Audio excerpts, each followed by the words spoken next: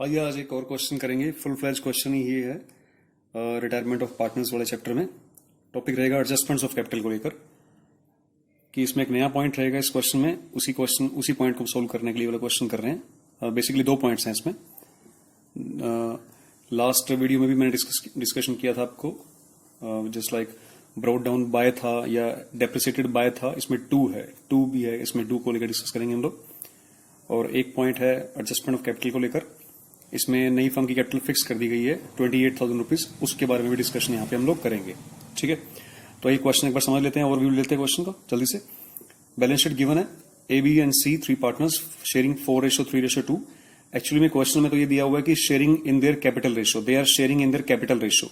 तो capital ratio कैसे calculate करते हैं? कैपिटल गिवन है 18,000, 13,500 एंड 9,000। तो 18,000, 13,500 और 9,000 रुपए को अगर आप रेशो कैलकुलेट करेंगे तो वो 4:3:2 आ जाएगा। मैं फिर से कह रहा हूं, क्वेश्चन में गिवन है A B and C are partner sharing in their capital ratio.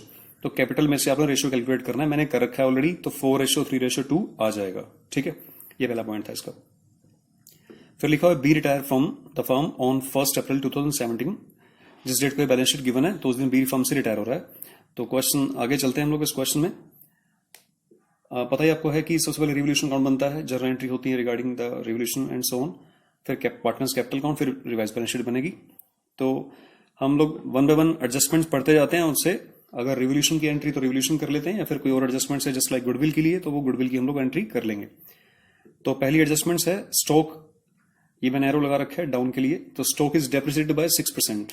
Stock is depreciated by 6%। Stock की वैल्यू है 8,000 रुपए। तो इसको डेप्रिसिएट करना है आपने, लॉस दिखाना है, लॉस शो करना है फर्म के लिए। तो आइए स्टॉक को डेप्रिसिएट कर लेते हैं हम लोग। अगर स्टॉक में डेप्रिसिएशन लगता है तो वो फर्म के लिए लॉस हो जाएगा। तो यहां पे लिखा जाएगा टू स्टॉक।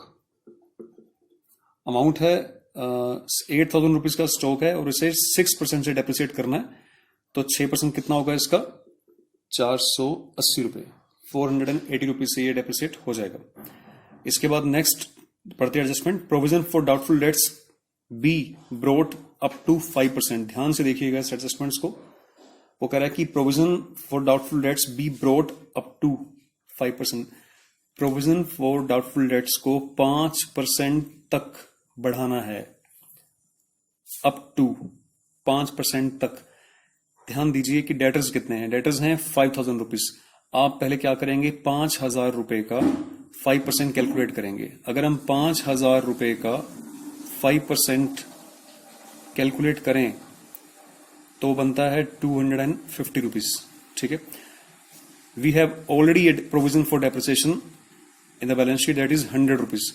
तो 100 रुपए का प्रोविजन आपने पहले ही बनाया हुआ है, इसको इसमें से डिडक्ट कीजिए। मतलब टोटल प्रोविजन आपको चाहिए 250 रुपए का। 100 रुपए का प्रोविजन ऑलरेडी आपके पास बना हुआ है, इसे डिडक्ट करते हैं तो आपको पास रिक्वायर्ड प्रोविजन जो है वो 150 रुपीज का, यानी कि आपका जो एडिशनल लॉस है वो सिर्फ 150 रुपए का ही है।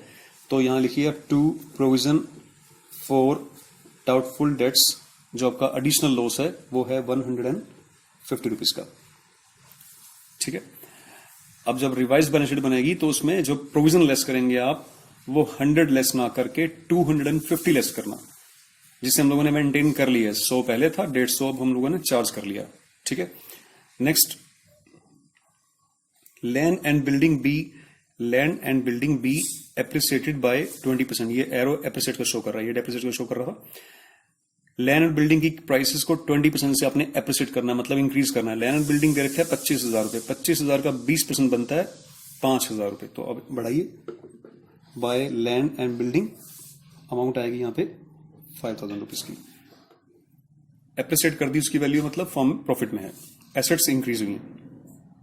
Next, A provision for 770 be made in respect of outstanding legal charges. कुछ लीगल चार्जेस हैं वो आउटस्टैंडिंग रह गए हैं, तो मतलब एक अनरिकॉर्डेड लाइबिलिटी है जो तक यहां नहीं दिखाई है, अब पता लगी है तो भी शो करनी पड़ेगी, तो उससे फर्म का लॉस इंक्रीज हो जाएगा। So to outstanding legal charges, यहां लिखा जाएगा to provision for outstanding legal charges, amount आएगी 770 रुपीज की। ठीक है, नेक्स्ट पढ़ते हैं investments are brought down to. यही पॉइंट है जो हमें समझना है, यही वो पॉइंट है जो हमें समझना है। Investments are brought down to ₹8500। Investments को हम लोगों ने ब्रोड डाउन करना है 8500 रुपीज से। इन्वेस्टमेंट्स को ब्रोड डाउन करना मतलब नीचे लेके आना है उसकी वैल्यू को 8500 रुपए तक।